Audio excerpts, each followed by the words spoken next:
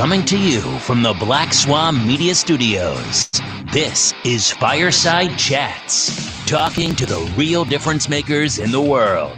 Now, here is your host, John Crump. Hello. This is John Crump. I am the director of the state of Virginia for GOA, and I write for a little magazine called AmmoLand. And tonight I am joined by another person from the DC Project. If you don't know what the DC Project is, it is an organization of women from all around the country. I think it's very important for their voices to be heard. But before I bring them in, I just want to throw up a couple reminders. I don't know what's going on with me tonight, but it's whatever. You can give to our Patreon, and the Patreon is at patreon.com/John Crump, or you can do a PayPal at paypal.me/JohnCC. Super Chats is on. And just a reminder for everyone out there, where all the money goes to is not into my pocket. I have a niece that's suffering from brain cancer, and all the money goes to help their family with expenses and cost as well.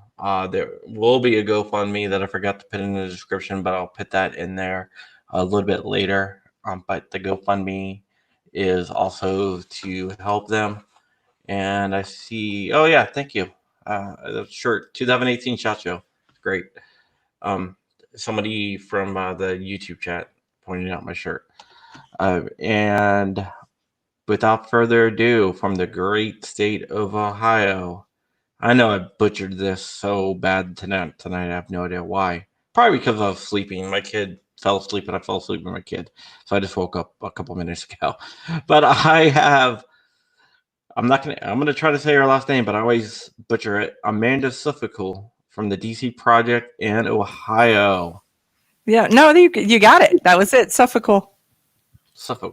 Yeah, I don't know. I had so much trouble saying that. I don't know. We got Facebook active over there. We have YouTube and everything else.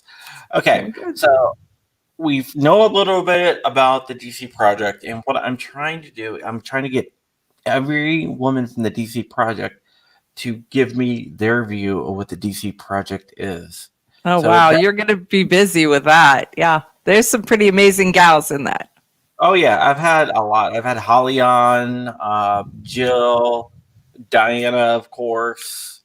Who else have I had? Rhonda Zell the other day, I guess she said. Yeah. Rhonda's great. Rhonda is another Tony Simon type guest where you can lose track. She's got a history, right? Yeah. Yep. I had Cheryl Todd on.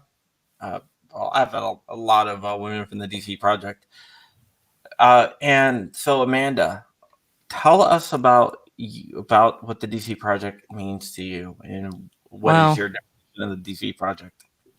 Well, not only is it about the good works the DC Project does, and they do amazing things. And so it's women that go to the nation's capital and explain to our legislators that the face of the Second Amendment now wears lipstick, that we're not all big, burly, bearded guys in plaid, that we're professional women, well-spoken, and we still care about guns. We care about the Second Amendment, and we care about the Constitution. And so it really resonates very well as you walk the Hill with this group of amazing women. And so, what does it mean to me?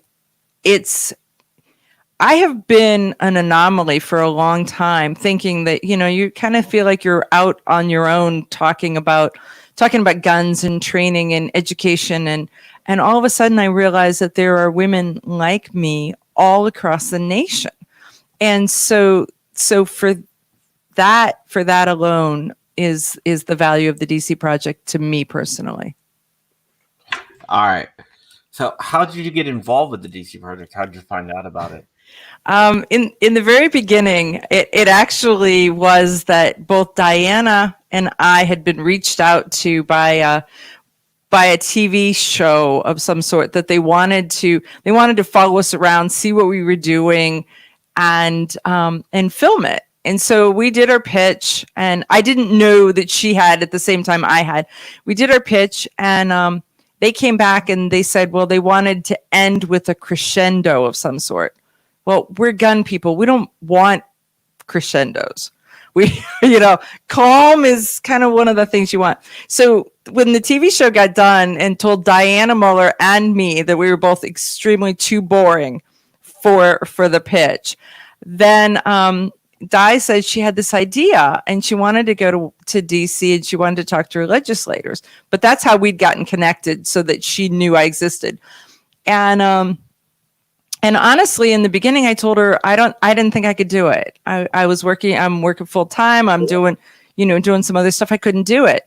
And my radio partner was like, are you out of your mind? You call her back and you say yes, and you figure out what else you can't do or won't do, and you make it so that you join. And I have to say he was right. And it's the most amazing experience. It's like going to summer camp with your absolute best friends who were all in it together. I'm a member of another group called 3 Up VA, and we do a lot of constitutional activism, whether it's education, the two-way stuff, more than just two-way stuff. We do like First Amendment stuff, Second Amendment stuff, Fourth, Fifth Amendment. We speak out against civil forfeitures and stuff like that. And we had PBS come out to us, and they wanted to talk to us, and they figured we'd be a bunch of right-wing crazy people. Right. Yeah. They were like, well, this is like right before the Hillary Clinton election. And they're like, well, what are you going to do if Hillary Clinton wins? I'm like, just say, okay. Same thing I would do if she lost, right? We're going to keep on keeping on, right? Yeah. I'm like, no, we're not going to. What? It's like, where's that even coming from? So right. They canned the story. Exactly. They had a bunch of gotcha questions. Yeah. No, and that's it. It takes guts to open yourself up to those. We had a Vice documentary come and do a project that I was working on, and so they featured us and the Second Amendment and guns and concealed carry and all of that in an hour-long documentary. And it's kind of scary. I mean, they were like, can we take the cameras and look in your gun safe? No, can't. No. If you want to look at one of them, I'll pull it out and you can put it on the table, but I'm not, yeah. Mm-mm. And they're like, well, why not? Yeah, they want that extremist look to make us look crazy. Right. Mm-mm. And when you don't play by the rules, a lot of times they walk away. But in our case, they were following us to do a concealed carry fashion show, so they thought that made us weird enough that it was still a go. Let's get into that, because I think I found it very interesting. Yeah. And I worked with a company in the past called Urban Carry out of Florida. Right. Yeah. And there's a husband and wife that owns it, and the wife is all about women's concealed carry fashion, purses and everything else. So let's get into that. I just want to know a little bit about your concealed carry fashion show. Well, it started with I'm an instructor, and it started with my students kept saying, well, how do you carry? And carrying and where you carry and how you carry is very personal, because it's how are you shaped? How tall are you? What kind of a gun are you looking at? And then how do you dress? Are your clothes tight? Are your clothes loose? Are you wearing shirts that aren't tucked in? Are you wearing exercise clothes? Exactly how do you dress? Do you wear business suits? All of those things go into the mix of how do you pick the perfect concealed carry. And so I would answer questions, and then I'd get more gear, and then I'd show more, and then I'd get more gear. And so we started to kind of go down this path, and then we decided, well, let's do a fashion show. So we did a fashion show, and it was extreme. Well, we sold out. 200 seats, 200 tickets. We sold out, and then the guys were like, "Wait, you did a fashion show, and it was only for women. That's not fair. What about us?" And I'm like, "You guys wear jeans and untucked shirts. Not that I'm stereotyping, but how many different places do you put it? In the appendix at 4:00? Exactly what."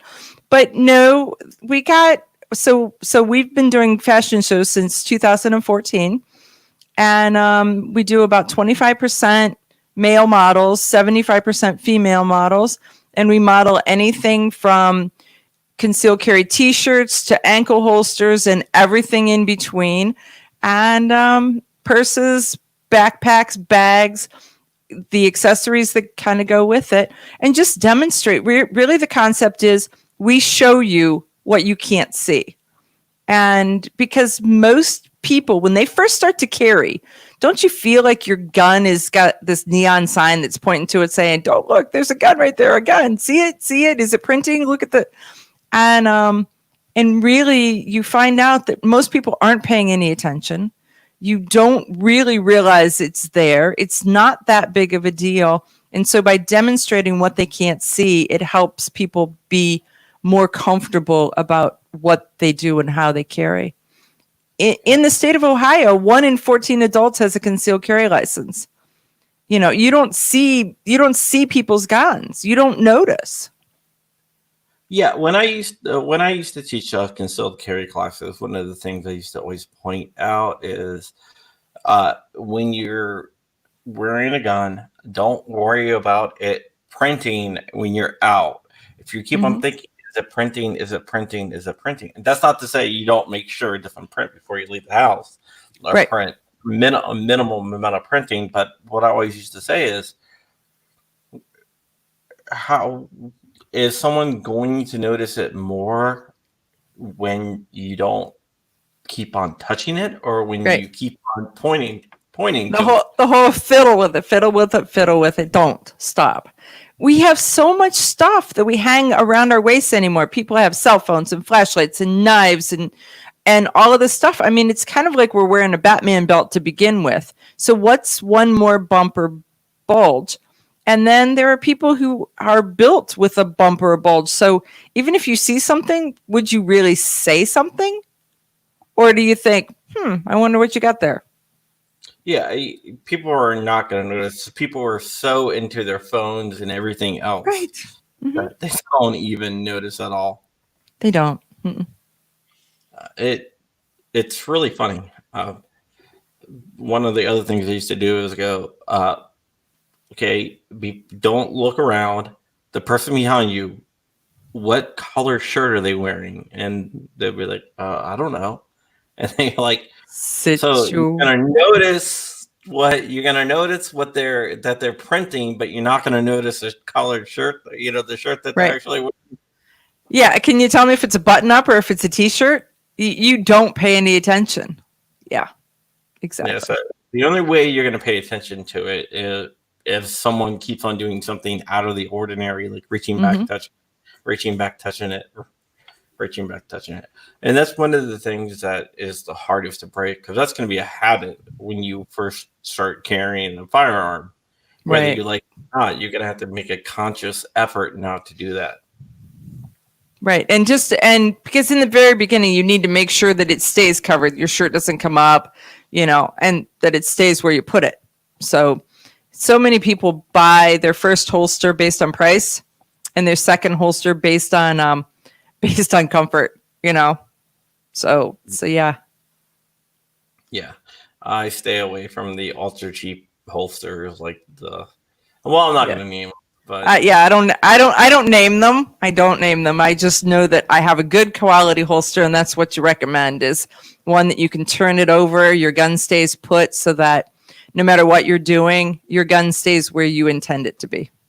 And not every carry position is going to work for every person. Oh, no. It depends on body type and their comfort level. and personal preference, and not every holster is going to work. Mm-hmm. So everybody ends up with a big tub of discarded holsters. We need to do like a holster swap. Yeah, I got a box full. Mm-hmm. I probably literally have like 40 to 50 holsters. Yeah, the box of shame. Yeah, well, yeah. So, and I Or just ordered another one today. Yeah, or for guns that you no longer have or that you no longer elect to carry. There's so many different reasons, but yeah. Yeah, I got a left-hand holster for some reason. No idea. And you're not left-handed. Yeah. Well, that's because they were very cheap at the gun shop. It was $1. They're typically $1 in a box. No, I think it was when I bought a gun one time. It was like you get a free holster. There you go. It's left-handed. I'm like, it's left-handed. So I called him up. Like, do you have any right-handed? It's like, no, all we have is left-handed. I'm like, so that's why they're free. Yep. A bunch of extra left-handed stuff. Let's Right. get into something else. You do a terrestrial radio show, right? Yes, I do. So everything I do, I swear, everything that's gun related, it's just kind of an accident. It's one accident after another kind of thing. So quite a few years ago, when Ohio passed their concealed carry law, my brother and I, we started to teach. And as we were doing that, the local radio station said, "We've got questions. Can you come on and talk to us?" So we did. And they scheduled us for a 15-minute in-studio interview that turned into 3 hours because people kept calling in and nobody would stop. The phone lines filled and they stayed that way. So after that, the studio periodically would call us with questions or have us come in. And then they reached out to us and they said, "We've got an opening for an hour-long show once a month. Are you interested?" And the premise of the show is people would call in and ask gun questions and we would field them. And so since 2010, we have been on, we were in the Cleveland, Akron, Ohio area on an FM talk station until 2018. And then Salem Radio Network picked us up and nationally syndicated Eye on the Target Radio. And we're kind of on the West Coast moving east.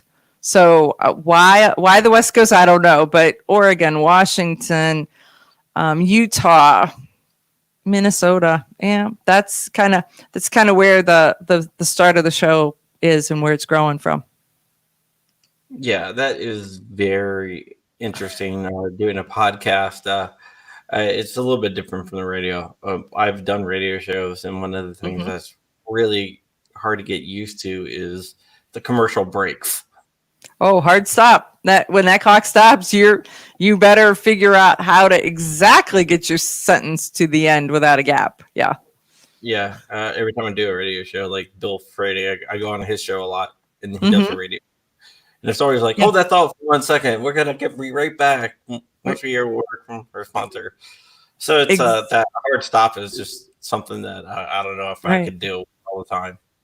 Oh yeah, and if you're doing segments, you're trying to okay, I got 7 minutes 50 seconds in this segment. So here's how we're gonna coordinate this. But no, it's a lot of fun though, because it's an opportunity to normalize the Second Amendment, to bring it into households where people aren't necessarily out looking for it. Like a podcast, you're preaching to the choir. You're talking to the people who already know what they're looking for. When you're doing terrestrial radio, they just happened upon you, and then hopefully they'll stay, and then they'll come back next week and the week after that. And so I look at it as really as an opportunity to educate a group of people that you wouldn't be able to reach out to any other way. So yeah, that's really cool. We're like the gateway drug, right? So then once they find us, they find that, then they'll find the podcast, and then they'll keep going. Yeah, that should be your radio slogan. We are the marijuana of radio shows. I'm the gateway drug for yeah. No, but it's a lot of fun. The cool part is that I do it in conjunction with my brother. My brother is an amazing gun historian. I mean, people can hold a gun up to a camera and he can tell you what it is, and then he can start to roll out the history. For anything from Webleys to pin fired guns to, Singer sewing machine made 1911s and, all of that kind of stuff.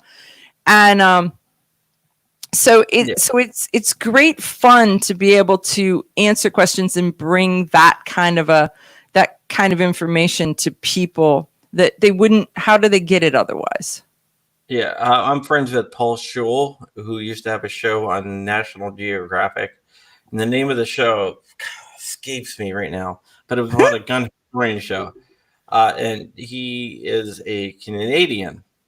Okay. But his grandfather was really into guns before the Canadian laws went haywire.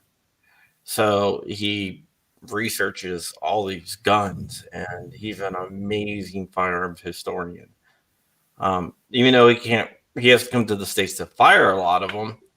Like the Thompsons and everything else. But yeah, he knows a lot about them. And he's the guy who turned me on to my favorite gun of all time, which is the Stinger. Doesn't exist anymore. Okay. There was only like 15 of them made, and they were made for Iwo Jima. Okay. And they were a 50 cal M2 Modus. And they were mounted on a M1 Grand stock, mounted with an M1 Grand stock. Okay. So they're a 50 caliber machine gun that was carried. Right. Okay. And so they had to make sure they got it to a good corn-fed farm boy that's strong enough to hold it up and deal with it. Yeah. Oh yeah, that's why it was used on the Marines, and there were only 15 of them. Wow. And was only for that. I'm going to bring in someone else here, and this is Matt, probably my producer. Hello. Hi, Matt. How are you doing tonight? Okay. He's the producer of the show, so all communication is actually him. Okay. Oh, way to put me on the spot there, John. There you go. Yeah, he wanted to come on too. I have him on from time to time, and he really believes in the DC project as well. And he was with me at the 2A rally where a few of the DC Project members spoke at. Oh yeah, we drove over for that. So because Kelly Pigeon, I was in the car with Kelly Pigeon, and she was one of the hey, you're speaking because somebody didn't show up. Do you happen to have a speech in your pocket? Well, I'm sure after you repeat yourself so many times, when you get put on the spot like that, you're able to go with the flow. Yeah, you could pick something and run with it. Yeah, that's for sure. Yeah, I want to get into a little bit about what's going on in Ohio. Okay. You have a governor, a Republican governor. Yeah. Mike DeWine. I was going to say, sure he is. Wait. But he's not a 2A friendly Republican. Oh, no. It's an interesting place that we're in right now because he's almost 2A neutral because he's not really 2A knowledgeable. So he, especially in the beginning, just abdicated all things to the Lieutenant Governor, John Husted, who is much more firearms friendly. But it's kind of an interesting place right now. Right. That brings me to my first question. Do you think that his kind of, I guess, wishy-washy stances on 2A stuff could be a lack of education about the Second Amendment? It definitely is. It's not in his wheelhouse at all, and so it's either an opportunity for groups to work with him and educate him, or work with John Husted and educate him. And frankly, his attention since February has been on one thing and one thing only, and so nothing else has just moved or touched or anything. I just want to answer a question. John Voorhees, we are going to have a 2A Rally Eve live stream going this year. Again, last year what we did is we had a bunch of the speakers like IB88, and a bunch of the guys come on the night before. Who else? Who else was there on? Rob Pincus was there. Yeah. Jeff Knox was on. Right. Gabby Franco, Diana Muller. Yeah, they all jumped on the podcast the night before. Oh, nice. The live stream. So it was long. It was a few hours. Okay. But everyone got a little piece before. A little bit of it. That's good. I was talking to Diana this morning about are we going a couple days early so that we can do some stuff on the Hill, because the whole COVID thing had shut down all of our June plans. Yeah, you guys didn't get to go to DC in June. No. So we're hoping to do a fundraiser in Orlando right in front of the Gun Rights Policy Conference in September. And then we are doing a fundraiser in Austin in October. And then so it'll be the rally and then the fundraiser, 3-gun shoot in Austin. Yeah, I heard about the 3-gun shoot. It's going to be pretty cool. It's amazing. It's so much fun. So what kind of what level of shooters are you inviting to the 3-gun shoot? Beginner, intermediate, expert, or? Kind of a little bit of all of that. One of the things that I'm not a 3-gun shooter at all, so I am the support crew. So I am a 1-gun shooter. I will try all of it, but I'm a pistol shooter. And so I'm like, pardon? I said, don't let her fool you, Matt. If you saw the Keanu Reeves video when he's shooting Terran Tactical, that was actually Amanda in disguise. Hey! I was in the Matthew McConaughey movie. I just want you to know. When you watch White Boy Rick, I am in the gun show scene of White Boy Rick with a speaking role. I've never even heard of that movie. So yeah, a couple of years ago, it was a true to life story about a drug dealer out of Detroit, and okay. Matthew McConaughey. Yeah, so it was filmed in Cleveland, and yeah. How'd you get hooked up with that? They were looking for guns, believe it or not, and so they reached out. It's once again. Did I tell you everything happens by accident? So a friend's neighbor worked on the movie crew, and they were doing a gun show scene, and all they had was movie props, and they said, we need real guns. So we need real guns at least close to the cameras, and then the pretend guns will be out further. So they called us and said, can you give us guns and set up a table? And we're like, sure. They're like, you could be behind the table, like you're at a gun show selling guns. Okay. So then they were like, we need some more. Can you give us enough for 2 tables? Sure. And then later they were like, can you give us enough for 3 tables? Sure. How much do you want? Well, we got this, right? So we actually took, for 2 of the tables, we took a full collection. Well, it's really for the gun nuts. It was every variation of the Ruger 357, their first centerfire. Every manufacturing variation from 1955 to 1973 was laying out on this table. It was like $60,000 worth of guns. If you ever have a chance to be in a movie and have props, don't do it. Don't take anything of value, because I spent most of my time going, get away from that. Stop touching that. You're not allowed to touch that, right? Don't touch it. But it was really cool, and we were hoping it got in the movie. It didn't get in. They cut it out. Then we set up another table with some flintlocks and some molds and bullet molds and stuff like that. So it gave them a little bit of 3D stuff. So we're there. You have to be there early in the morning to do the movie. Okay. And then you wait and wait. So it's get there and just sit down and shut up and wait for the stars to show up, right? For hours.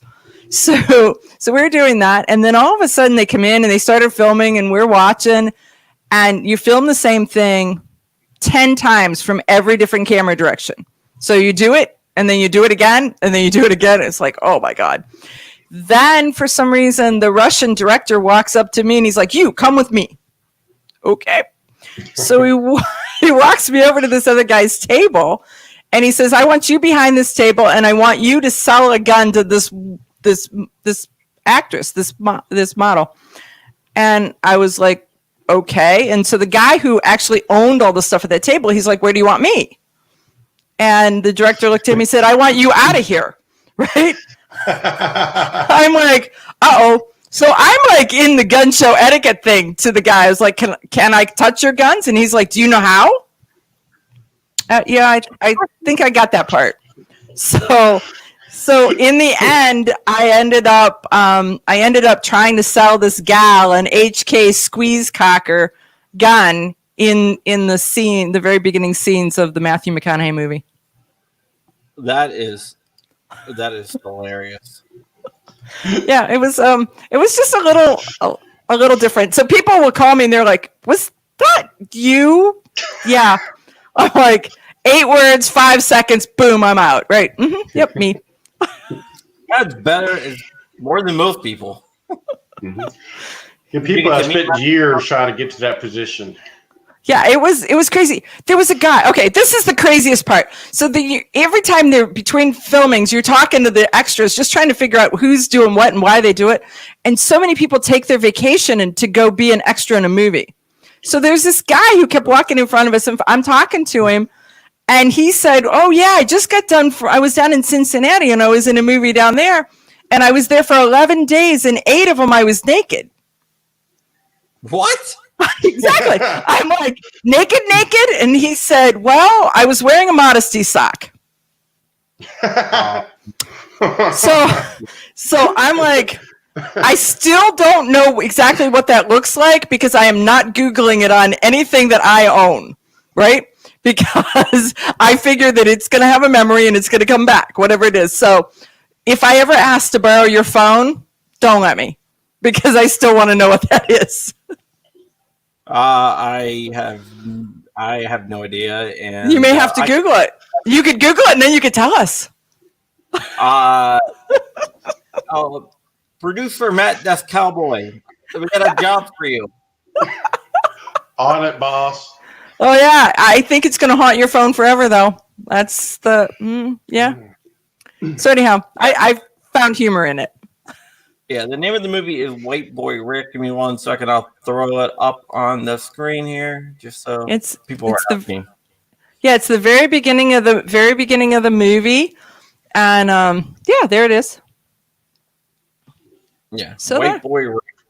Yeah, so the gun show scene is kind of where they open it up, and it was. Here's another part that was pretty funny, is because everything I do is with my brother, who's the gun guy. So he's the guy who got us into this whole rigmarole. And so we had to go up for them to get us ready for our outfits and stuff, because it's supposed to be in 1984. So you go up, you go into the costuming area, and they look through these it looks like a giant Goodwill, it kind of smells like mothballs. And so they're digging through to find something that'll fit you, that meets the era, that kind of thing. So I end up with these high-waisted pants that go way, way, way up, and pleats, and it was very 1984. Then they gave me a pair of glasses that I couldn't see out of. But so my brother, they take him aside somewhere else, and when they come back, I said, "So what's your outfit look like?" And he said, "They took my hat and they gave me a different one." I said, "What else? What?" And they said, "Whatever you're wearing, that looks like 1984. Just keep wearing it." So when we get there, they give everybody this whole clothes bag with all your outfit and everything, and his is this see-through bag with a hat hanging in it. That's it.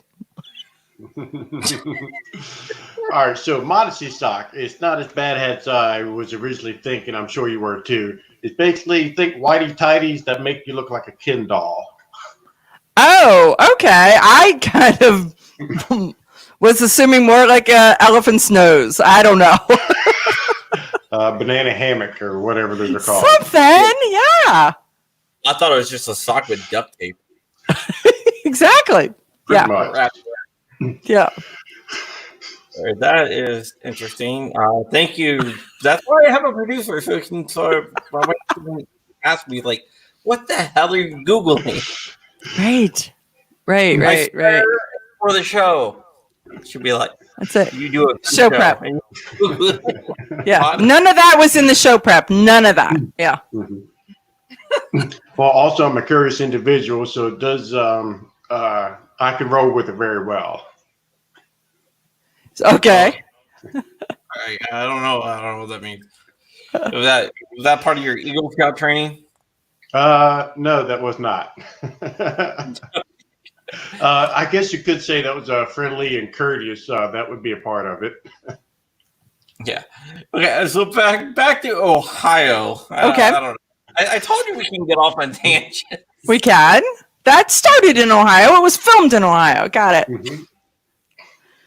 Yeah. Well, I had an offer to go consult on firearms for a Thai movie.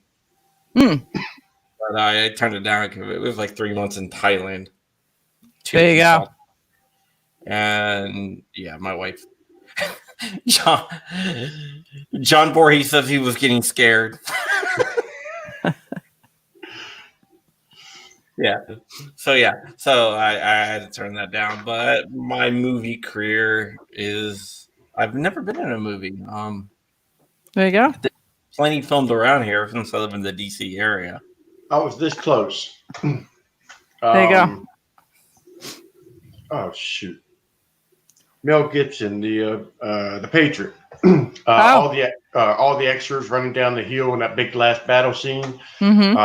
I wrote down the wrong date. I should have been one of those little head bebopping down in the. I wrote down the wrong date. There you go. Yeah. I was reading something about extras from them. Ever watch the show The Walking Dead? Mm-hmm. Yeah, some people that played zombie extras are like really big. Like Johnny Depp was a zombie extra.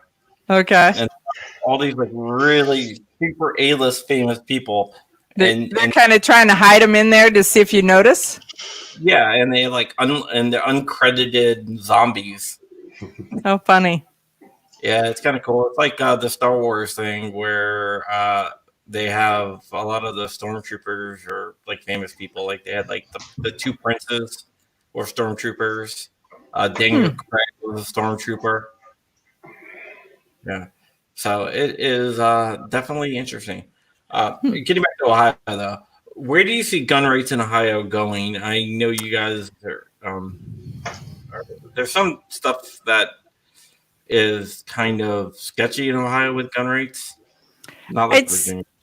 It's not as scary as a lot of states. And I tell my friend Charlie Cook, riding shotgun with Charlie, I'm like, we live in free America here.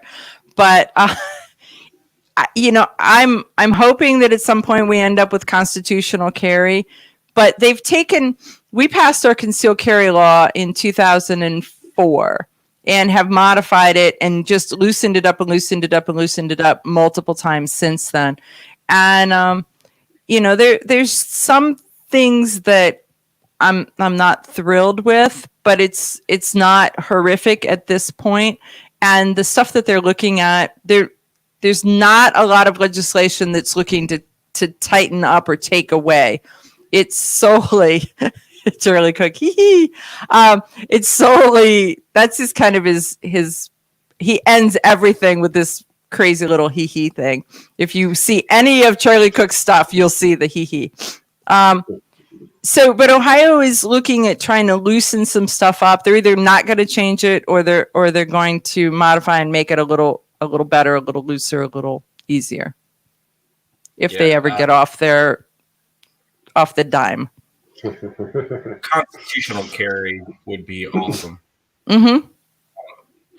With everything going on in the world, I think resistance to certain things have actually lessened with the 2A community. From people outside the 2A community. Like, for example, I had a call today from someone who has always been anti-gun. Why does anybody need a gun? Now they want a gun? Yeah, they want me to help them get a gun. They actually asked me if I had any extra guns I can tell them. So they want me to help me get a gun, and they want me to teach them how to shoot, and I'm still an NRA certified instructor, and also, train them up so they can qualify for the concealed carry permit.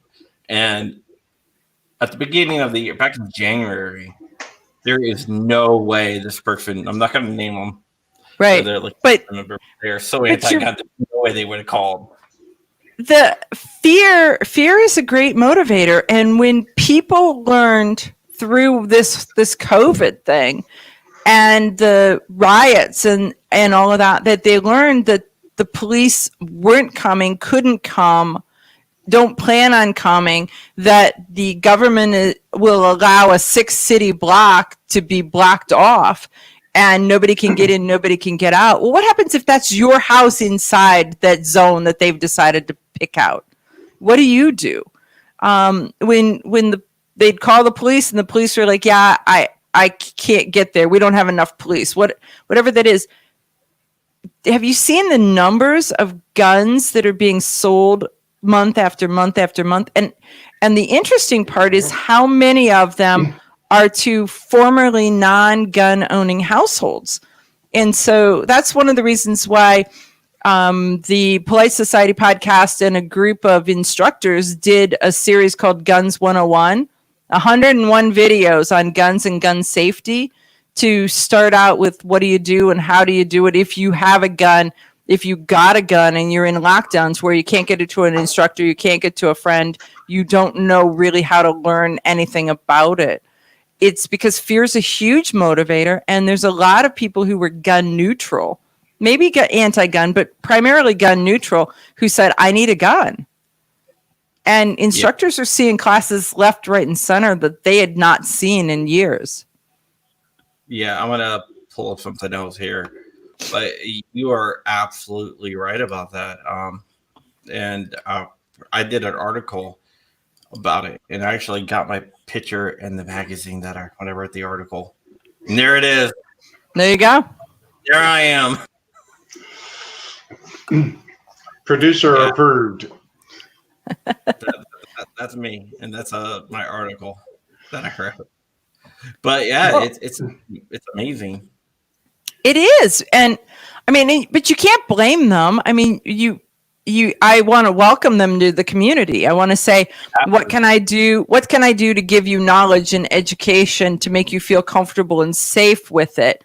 But you can't blame them. And there's a lot of people that you hear say, well, he was anti-gun, and so I'm not, whatever. And it's like, he was, but he's not. So this is a huge opportunity. Step up and take it. Absolutely. It's or from my standpoint, I'm sort of scared just because there's so many people that are getting guns that have never really handled a firearm. They don't have access to proper training. So, repeatedly on my Facebook, I'm pretty sure everybody that knows me knows, or at a drop of a hat, I'll come over and we don't have to go shooting, but just or I'll stand on the outside your door and teach you basic firearm etiquette. It's right. Just going that extra step. It really what a lot of gun owners need to realize. It's not, hey, this guy voted against it. Well, he's now crossing that boundary where he realized all the crap that he had to go through that he voted for. Right. And now he's understanding why everyone's so much against it. Welcome him in and help him. Go shooting with him. Do something. Well, that's one of the reasons why the DC Project has, our goal is educate over legislate. And it really is that we will do everything that we can to educate people to be good stewards to the firearms community and to do it safely for themselves and their families. Yeah, there is a 911 call that was it was acquired, and it was in Fredericksburg, Virginia. Okay. Where there's a woman in tears with she's like, I have my baby daughter in the car, and there's people jumping on my car. They have my car surrounded. They're rocking my car. They're jumping on it. And the dispatcher is like, ma'am, we're sorry. We are told we are not to dispatch there. They have permission to be there, and we cannot interfere. And she's like, well, they're jumping on my car. They're like, well, you can make a complaint with City Hall, but this came from the city.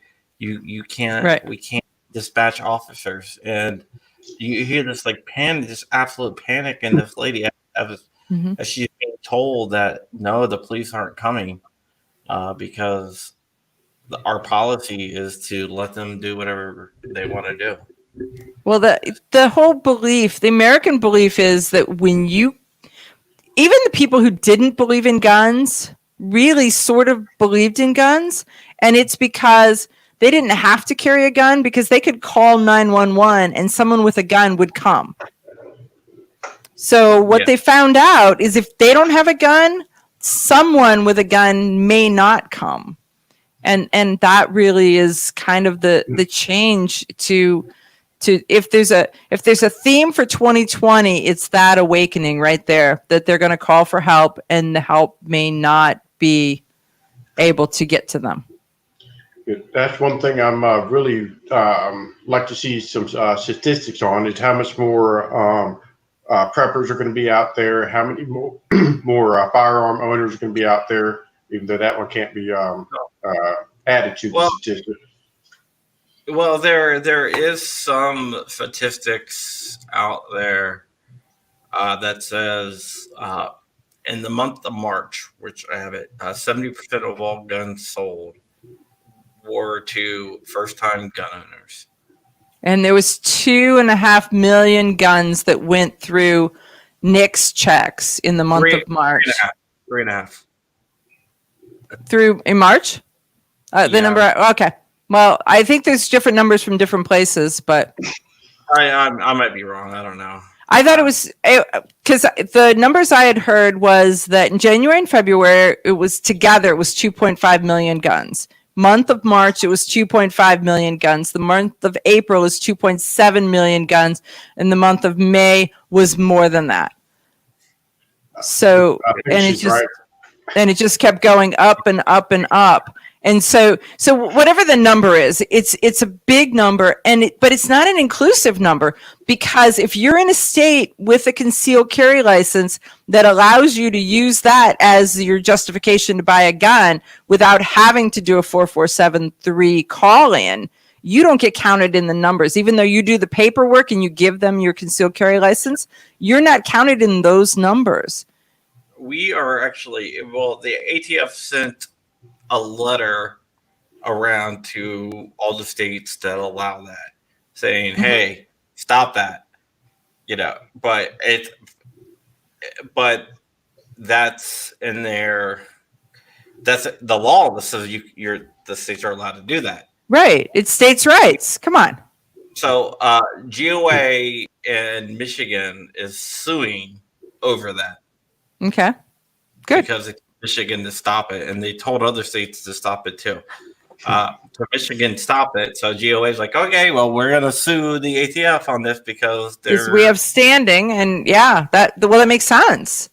We have standing, and that's what the law says. You just can't say, oh, yeah, we're going to change it. We're not actually going to change the law. We're just going to say, well, but that's the ATF. I'm sorry. I have a problem with the fact that you open the ATF's dictionary and they define something, and then 2 weeks later they republish a brand new dictionary and they redefine it differently. So when you open the first book, a chocolate sundae has chocolate ice cream and chocolate syrup, but when you open it the next time, it doesn't. It's white ice cream with chocolate syrup, and it's like, wait, you already defined it this way. How can you change it? And so they characteristically change definitions after they give you permission. Bump stocks are a perfect example. That's why we're streaming. Yeah, so those are the things that they shouldn't be allowed to do. You define it, and that definition stays, and we go from there. People make decisions based on what the ATF says or writes in a letter. A lot of people are like, "Oh, I don't care about bump stocks. Why are you fighting so hard They're just a gimmick. And it's like, well, because the issue is not actually bump stocks. It's the ATF redefining something because they don't like something. So they're just going to say, that you can't have it. Right. It's like if they redefined like a car as an airplane, they said you need a pilot's license now because they don't like a car. Or if they don't like the new C8 Corvette, they don't like that, so they're going to change that to an airplane. So you need an airplane license. I mean, think about it. If their definitions are things like that, the short-barreled rifle, what's the length of the barrel? If they move that by a half an inch, how many people's guns are illegal? How can they do? They don't have to pass laws. Then they can redefine something, and by erosion, eliminate a big portion of the population of things. And pardon? I would say I would like to redefine the ATF's budget to zero myself. There is that, and I think that the only thing that we can do is, as Second Amendment people, is get actively involved, get involved in legislation, get involved in lawsuits, and frankly, get jobs at the ATF so that they're knowledgeable gun people inside that are being promoted within, and not allow the people who work in the government entities that affect us so much to be run and steered and coordinated by people who hate us. Yeah, I'm pretty sure the ATF wouldn't hire me. How about me, John? I've published probably about 20 or 30 leaked ATF documents that my contacts at ATF will leak to me. So I don't think they would really. You're probably not, but maybe some of your listeners who are pro gun guys who believe what you believe and believe what you say, But I think that's how you invoke change, though, is you get actively involved.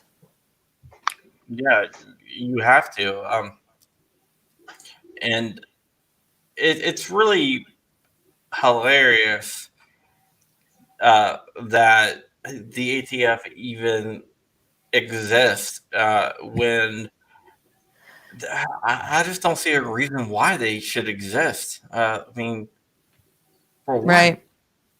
Well, and when you start to look at their history, they were with this organization, and then they were with this organization, and then they were back, and it's kind of, they've been jockeyed from pillar to post as to who had them and what entities ran them and what they enforce.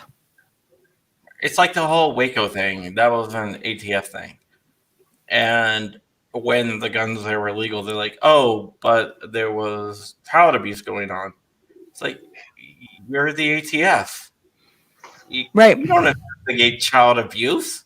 It's like, look over there. No, wait, over there. No. Oh, over. It's like, wait a minute, but that's not what you actually raided for. Right. No, but we have to have something at that point. Whoops, we were wrong. Yeah. Yes, and if you look at the history of ATF, there's tons of different situations like that. Mm-hmm. Yeah, a lot of stuff that happened in the Bill Clinton era. That was a lot of it was just taking big words and saying, "Hey, this is what we're here for." When in reality, this is what they're here for. No, well, the ATF did arm the cartels. Right. And I one can only hope that is not over. One can only hope. Yeah, it seems like everything gets buried, though. Mm-hmm. That they don't really pay attention to it after a while. People don't pay attention to it. People aren't looking. People aren't asking. It's not on the tip of the news cycle. So nope. Yeah. It's I don't know. Maybe it's our MTV brains now that can only pay to 15 minutes. And you just distract people for 15 minutes and they just forget what they were looking at. Right. If you look at the somebody is bringing up Ruby Ridge, for example. That's another thing. Mm-hmm. I mean, no matter what you think of the guy, he didn't want to do the sawed-off shotgun. They sent the ATF agent back like 8 times to ask him to saw it off before he finally said, "Fine, if you leave me alone." Ruby Ridge. Yeah, that no, was- it's it just admitted victims of entrapment. right. Yeah, I don't understand. I don't understand their purpose and what they're hoping to do. But Fast and Furious is the same thing. I mean, we can name them, and we can name them that will just make you angrier and angrier and angrier. But it's all government overreach, and so there's a spot where that's one. Circling back to the DC project, we want our legislators to draw lines and understand where the population really cares, and and in some cases, part of this has got to be states' rights, and so you're looking at this as to what's federal regulation versus what's states' rights, and what's going to happen with those pieces of it. Yeah, states' rights is something that we have definitely lost. It's almost a bad word. Well, something's going to take that to the battleground. So, is it going to be a gun issue? Is it going to be medical marijuana issue? What's going to take us to where the federal government and the state governments say, keep your palms off of this, Yeah, John Voorhees did bring up a good point. They did go there because they had a report that grenades were delivered, but they turned out to be dummy grenades, which are totally what happened.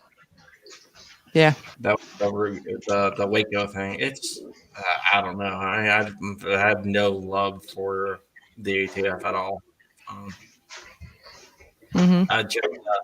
It just seems like it's one scandal after another. right. What I think it is, I think it's a agency trying to justify their existence. I don't know. It's definitely scope creep, but as you watch a lot of, I'm much for a smaller government. We'll just leave it at that. That would be, yeah. Go Dr. Joe. Yeah. Oh, yeah. She's not going to win. He's probably the libertarian candidate. Yeah. Probably not. I don't think. I'm old enough to have lived through the Ross Perot era, so when you split the vote, you get the person you definitely don't want. So. Yeah. That is the unfortunate side effect of a third party. It splits the vote. Yep. Yeah, I mean, it's just the natural state of things. Everything's going to come back to a two-party system, because what happens is parties team up with each other to take out another party, and then they combine, and then they keep on combining. What I like to point out is, when people talk about that, is the bells. They broke up the bells, right? And there was like probably like 100 different bell companies, telephone companies out there. Yeah, they call them Baby Bell. Yeah, the Baby Bells, and then they started reforming. Bell, which renamed itself Verizon, became one of the only survivors, and AT&T became one of the only survivors. So basically, it's back to back to what it was when it began. But that's kind of like politics, really. Right. Yeah. I mean, everybody wants their little portion of the kingdom to get a little bigger, have a little more stuff in it. Yeah. Yeah. I watched a video that was talking about like the breakup of the bells, and they did a whole thing where they broke it up. It was all AT&T, then they broke it up, and then at the end, it's like, well, here we are today, and we are a lot better off now. And here's what it looks like today. You draw a graph, and it's all back together. Yeah, I think that's what's going to happen with politics. Even if you do split up the two major parties, the parties are going to start combining again. I'm not sure how to fix that. I don't know. I would love not to have a two-party system, but I don't see any other way. Yeah, I mean, I like some of the stuff the libertarians have to say, not all of it, but enough of it to be interested. But I can't see until they grow the party bigger. I don't see it happening. You know, I mean, that's that. Jerry Johnson. Yeah, that's with any party on me. I mean, I agree with some things Republicans say. I agree with or very few, but some things Democrats say, and I agree with the Libertarians say. It's just one of those things where it would be awesome if we could just eliminate the party and vote for the people. I know that would never happen. But, No, because it's got to be my team, your team. You know, absolutely. People, it's so much easier to manage people when they have a common enemy. And the two-party system allows them to have that common enemy to be able to rah-rah, our team is better than rah-rah, your team. Yep. And like Biden, I mean, it just absolutely frustrates me. He's or an accused sexual harasser. He's voted for a lot of the laws that the Democrats are now 100% against. He voted this back in the 90s, and you're supporting this guy, and he's one of the people that put in place everything you're fighting for so hard the last 12 years. And you're voting for this guy? It just blows my mind. But he's our team, and it was his turn. Yeah. It was his turn. That is how he worked his way up. Mm-hmm. Well, you know what? He did deal with corn pop pretty easily. So, John, you got to speak into the mic a little bit better. Oh, he did deal with corn pop. You know the whole corn pop story he told? Is that the one where he had some kid grabbing his leg or something? That was hair on his leg at the swimming pool. Yeah, there was a swimming pool where Corn Pop, a gang member, was going to beat him up, so he went and got a chain. Oh, no. I didn't. No, he went out on Corn Pop with the chain. Okay. Nope. Got it. Hey, so have you guys heard about the Rod of Iron festival that's going to be happening at the Tommy Gun Warehouse in Greeley, Pennsylvania? So Scranton, Greeley area in October. No. We went last year. It was amazing. And so if it's not too far from where you guys are, think about it, because for a 3-day festival at the Tommy Gun Warehouse, they have guns to shoot and music and food and all kinds of cool stuff. So they're trying to bill it as the largest pro Second Amendment festival in the United States. And so that's their goal. Yeah. I have like a machine gun shoot, an AK shoot, and a 2A rally in October. Right. I got some every weekend, but yeah. This was the 10th. It's called Rod of Iron Freedom Festival. We'll have to look that up. No, yeah. I have no idea. Maybe I can get sent there. Yeah. I don't know. My editor sending me there. I have to. Speaking of events, John, did Gunathon or GAP ever get rescheduled, or what's going on with that? It's not rescheduled yet. We're still waiting on Virginia, or whatever, to get out of phase 3, and we also have we're also working on something else. That's all I can say. We're working on something else. Gotcha. Covert. Yeah. So that's gonna. That will be announced in the fall. What we're working on. So, Okay. You have a couple months to wait, 3 months, 4 months to wait. You don't get to know the secret. It's secret. No. It's very, very. It's gonna rock the gun world. Put it that way. That'll be interesting. All right, we've been on for a little bit over an hour. You're going to be another guest like Tony Simon. I can't even compete with Tony Simon. He's amazing. He's absolutely amazing. Yeah, Matt likes Tony.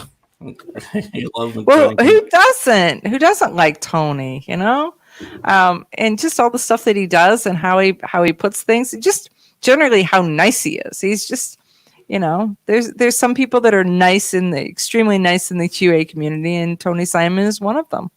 And just a natural nice. It's not like one of those people like, oh, you can tell they're putting so much effort into being nice. Nope. That's just how he is. Yeah. No, he is. He's great. He's absolutely great. So, All right. Yeah.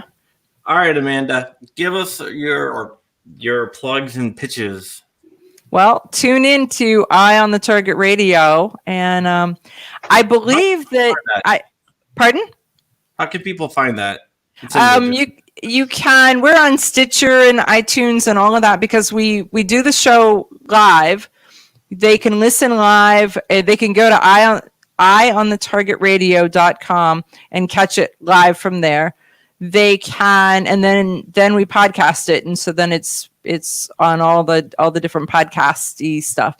But I believe that with the exception of Dana Lash, I am the only nationally syndicated Pro 2A female radio host.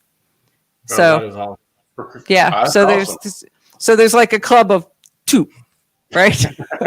so check that out, and because my goal is for 2020 before COVID ruined my year, and I don't know, ruined all of our years, was to grow the radio station and to have stations, to grow the show, have stations clear across the country. So tune in, check it out. If you like it, then call your local radio station and ask for it. That's how that works. Brian Red is saying that it has the best radio music bump. Oh, that Eye on the Target does? Yeah. Oh, okay. So a friend put together custom music for it, and then another friend did all the voiceover work. So we're kind of lucky. Yeah. Oh. So you can find me there. You can find me on the Self Defense Radio Network. So sdrn.us. I'm doing a lot of stuff there. I've just been asked to speak at Gun Rights Policy Conference and GRPC that's going to be in Orlando, and the Alternative Mass Media Communications AmCon that's happening the day before that.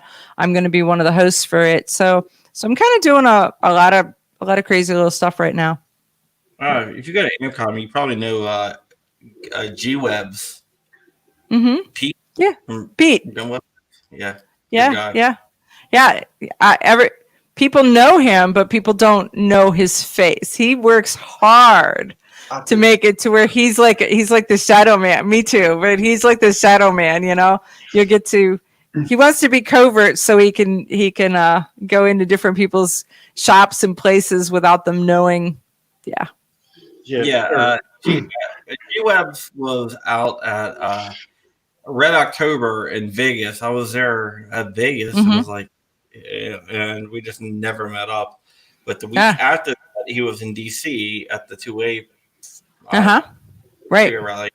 I met him there for the first time, and I got to see his face, and we were just sitting there talking. It was Matt, a guy named Devin, and I and him. And all of a sudden, we all looked around, and he was like gone. He was like a ninja. He works, and I see his point. He works very hard so that he can, because he wants to be able to critique different places and not have people know who he is when he shows up. So, on the other hand, I'm working on getting my face out there a little bit. So I got a spot on Radio Row at SHOT Show this year. So, that's awesome. Yeah. So it's so things are moving. But yeah, you're going to be there with Bill Frady and all those guys. Mark Walters, Bill Frady, Tom Gresham, Sebastian Gorka. Yeah, so it's a pretty big stop. Yeah, and someone was asking me earlier on, is SHOT Show going to happen? And I'm being told that it is on. I've got a friend that's kind of on the planning board for it, and people are sending in their second level of deposit. So vendors are, so they're putting the money in. So yeah. Yeah, so it will. It looks like it will be happening. So that's really cool. Because I ended up missing it this year, so I don't want to miss it 2 years in a row. Right. Well, that was the kind of almost the last thing that happened before the COVID lockdown. Well, yeah. Well, lobby day happened on the first day of shot in Virginia. Okay. I tried to make it back, but then I didn't get my plane. I missed my plane. And I was coming back from Richmond, which is a couple hours south of me, and just didn't make my plane. And then, it was Just didn't go good from there. Yeah. go from there. Then I couldn't get another plane the next day. Then it turned out if I flew in, it would only be for a single day. And I'm like, yeah, I'm not going out there for one day. That's a long flight. For to one begin day. with. Yeah. So, Yeah. So I was like, I'll stay home and hang out. Went to a Pinewood Derby. So there you go. All right. Well, thank you so much for coming on. Oh, well, thanks for having me. I appreciate it. And I appreciate the time that you're giving to all the DC Project gals, because as you listen to them and as you talk to them, you're going to find out they're more and more. Each one is more amazing than the last one. The depth and the breadth of their knowledge and what they've done and what they're doing and why they're doing it and why they stand for the Second Amendment is amazing to me. Absolutely amazing. And I hope that you guys are as impressed with them as I have been over the years. Well, I've been a single person. Tomorrow we have Candy Yao coming on. Okay, nice. Let's see. I'm going to pull up my little schedule here. We have Candy Yao tomorrow. And then next week we have Donna, Stephanie Schaefer, and Beth Alcazar. Oh, Beth Alcazar. Okay, so yeah, you got a good lineup there. Yeah, and I think I have someone on Monday, but I've got to go back. It's not on my schedule. But I'll go back and check. I'm pretty sure there's someone coming on Monday too. But yeah, so we got a pretty good schedule, and Diana was on Hank Strange. So if you go to the Hank Strange show, you can watch Diana. She was on there today. Okay. Good. Great. All right. Thank you so much, Amanda, for coming on. I'm gonna go ahead and wrap up the show. I'm gonna throw it over to both of you. Yeah, thank you. Nice meeting you. Sweet. Matt, anything you want to plug? No, I'm happy tomorrow after like 3 weeks of waiting. I'm finally getting my COVID haircut. No, dude, I used to get black market haircut.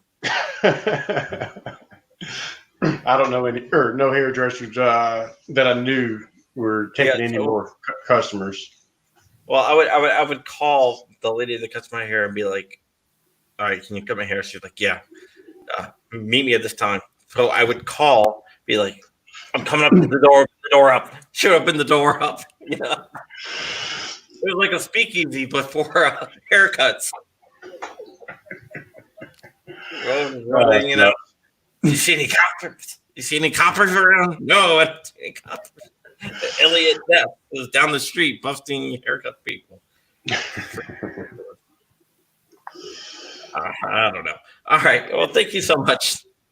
So go. So you getting your haircut tomorrow, Matt? Yes, sir. Get your haircut, and Matt, you got to get up here so you can go for a ride in my car. Yeah. I'll get up there probably.